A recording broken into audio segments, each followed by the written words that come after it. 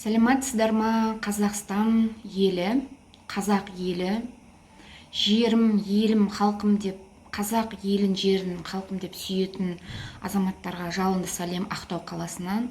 Менің есімім Илья Досанқызы. Видео челленджге қосыла отырып, өзімнің айтар сөзім бар. Назарбаев бүткіл элитасы және депутаттар барлығы орындарын босатсын. Сендерге біз сенбейміз. Мен өзім лично сенбеймін сендерге.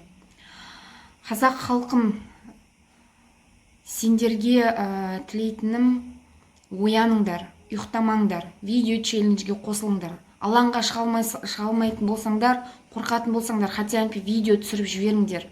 Наурыз құтты болсын барша халыққа. Ассалаумағалейкум, құрметсіз жоғарыда құзғындар, мынау халқыма тиісіп, Айбенис Қасымова апамызға тиіспеңдер құзғындар.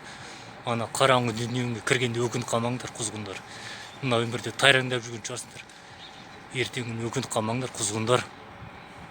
Ассалаумағалейкум қазақ елі, мен Нұрлыбаев Алмас Алматы қаласының белсендісі Ағаділ челленджіне қосыламын. Дулат Ағаділдің өліміне қатысты барлық адамдар өз жазасын алсын.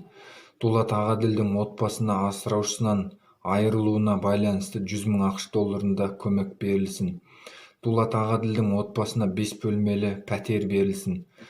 Дулат Ағаділдің артынан қалған балаларына әрқайсысына 25 мың теңгеден төлемақы берілсін. Қазақстан Республикасы бойынша барлық заңсыз азаматтық құқықтары тапталған саяси тұтқындар бостандыққа шығарылсын. Қазақстан Республикамызда саяси тұтқын болмасын.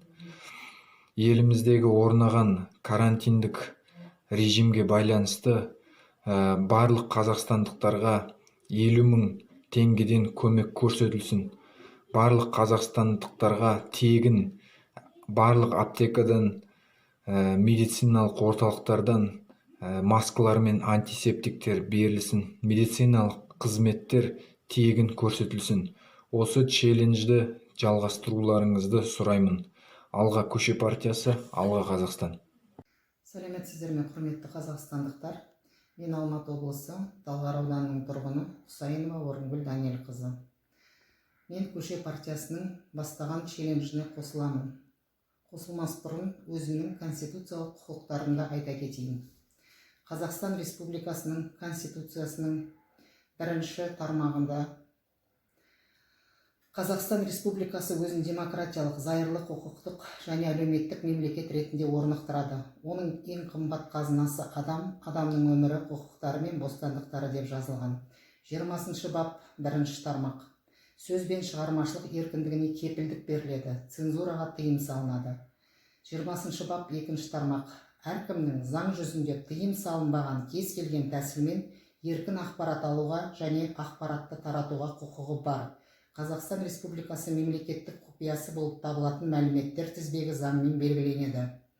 Мен өзімнің осы конституциялық құқықтарымды пайдалана отырып, Нұрсұлтан Әбішұлы Назарбаев, Қасым-Жомарт Кемелұлы Тоқаев, Дариға Нұрсұлтанқызы Назарбаева осы аталған адамдардың өз еріктерімен отставкаға кетулерін талап етемін.